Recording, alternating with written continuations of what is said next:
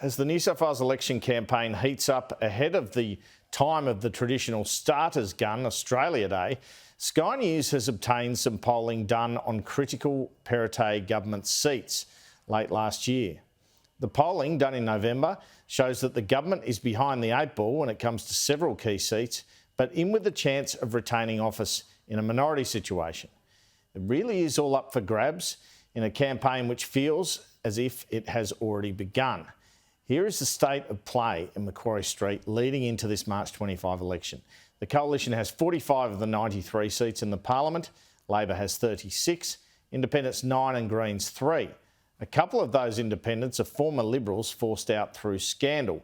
But the fact remains that were Labor to win as few as 5 seats off the Coalition, it would have more seats than the Coalition in that Parliament and be in a position to form government. Well, here is the contest in 5 key seats, according to this polling which has been provided to the Labor Party, I understand. In the Liberal seat of Winston Hills, Labor led in November 55 to 45. In the Liberal seat of Holsworthy, it was 51 to 49 to the Liberal Party, the narrowest of leads in that seat they hold. In Londonderry, Labor is ahead, but only just 51-49, and that's a Labor seat held by their Deputy Leader Prue Carr. And in Riverstone, a Liberal seat, the Liberals were just ahead 52-48. In Penrith, the vote is level, 50-50, with former Liberal Minister Stuart Ayres in danger of losing that seat. He only just clung on in 2019. It is a tight contest, but those results indicate a likely 2 Labor gains, and that's before we get to other marginal seats such as East Hills. Well, let's look at the approval-disapproval ratings for both leaders in this key swing seat of Penrith, according to this polling.